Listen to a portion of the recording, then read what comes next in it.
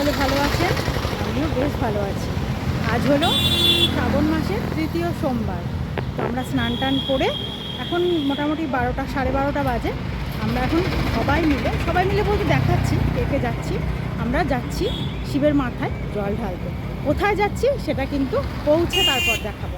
তো আপনারা সঙ্গে থাকুন। আর কে যাচ্ছি চলুন দেখাই। এখানে রয়েছে কর্তামশাই, আর আগে বেরিয়ে গেল হচ্ছে আমার ননদ আর নন্দাই।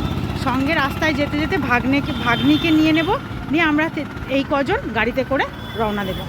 তো চলুন যাওয়া যাক। যেতে যেতে আবার আপনাদের সঙ্গে দেখা হচ্ছে।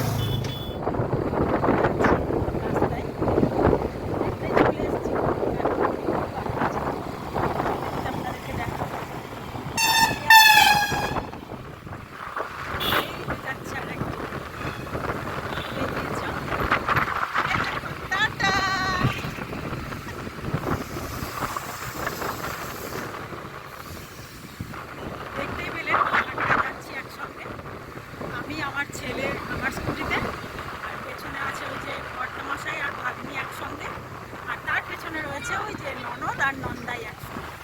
এই ছজন আমরা একসঙ্গে বেরিয়েছি।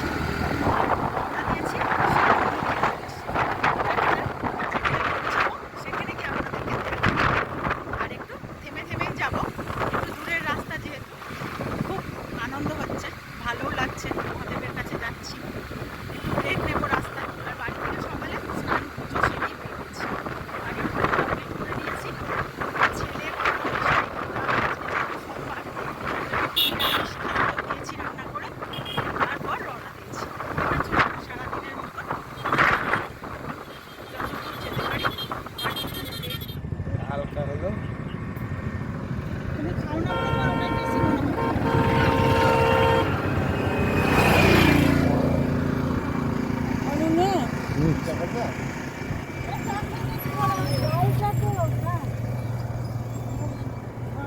খাবো না আমি, এক যাত্রায় পৃথক ফল করতে নাই।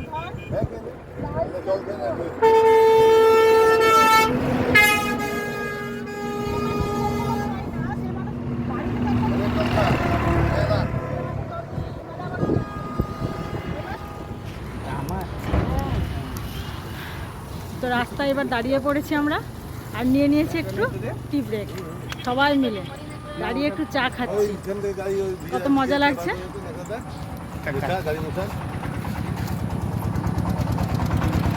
চা খাওয়া হলো।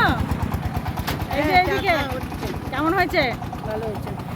মৌ চা খাচ্ছিস? কেমন আনন্দ লাগছে? ছেলেটা কাঁদবে ভাই। আর এই যে আমার ছেলে, সেও চা খাচ্ছে। কই তোর চা? খাওয়া হয়ে গেছে?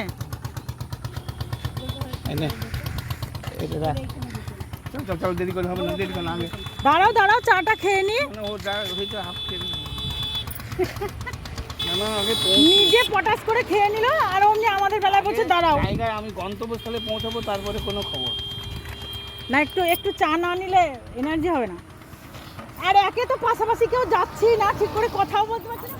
অবশেষে আমরা বহরমপুর থেকে 50 কিলোমিটার জার্নি করে এসে পৌঁছলাম। কোথায় পৌঁছলাম দেখাই এবার। এটা হলো বহরমপুর থেকে 50-55 কিলোমিটার দূরে সাগরপাড়া শিব মন্দির। তো এইখানেই আমরা এলাম। গোটা মন্দির চত্বরটা দেখুন, কত ভক্তরা সব জল ঢালতে এসছে দূর থেকে পায়ে হেঁটে। আমরা তো স্কুটিতে করে এলাম, আমাদের অত কষ্ট হয়নি, কিন্তু যারা পায়ে হেঁটে এসছে তাদের অনেক কষ্ট হয়েছে। এই দেখুন। আর এই যে আমাদের সব ঢুকছে ভেতরে, আমি আগে ঢুকে পড়েছি।